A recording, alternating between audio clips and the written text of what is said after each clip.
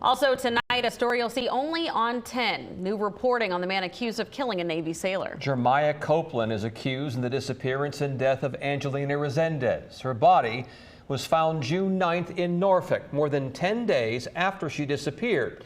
Tonight, 10 on your side's Madison Pierman joins us with exclusive reporting on other legal issues with Copeland from two other women. Madison?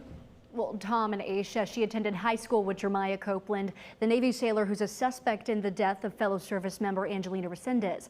Earlier this summer, Lopez shared a police report showing previous complaints against Copeland before he ever joined the Navy.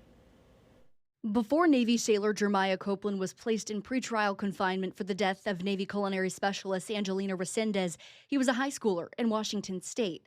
That's where former high school classmate Lauren Lopez was when she saw a TikTok of Jermiah. My friend who I went to high school with actually sent me a TikTok. I was watching the video and I see Jeremiah's picture and I was just like, shocked, not just because she knew Copeland, but because she'd reported him to Washington State's Oak Harbor Police Department in 2022 for a sexual offense when she was 15 years old. She claimed 17-year-old Copeland had groped her and kissed her after she told him to stop. he basically was like, when nobody was in there, he was like groping me. I was like, no, I don't stop. This is not happening right now. But police closed that case against Copeland. The report says there was a lack of evidence and witnesses. That same year, 2022, the Island County Prosecutor's Office says another high school-aged girl claimed Copeland had filmed their sexual encounter without telling her, which Lopez knew about.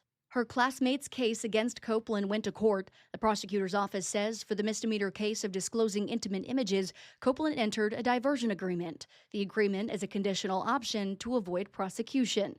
But the prosecutor's office says Copeland didn't fulfill his agreement standards by the time he turned 18. So they could have charged him as an adult, but they did not. In a statement from the office, they heard he was going into the Navy, and they said military service seemed like a good option for him and he would be supervised. So they dropped the case.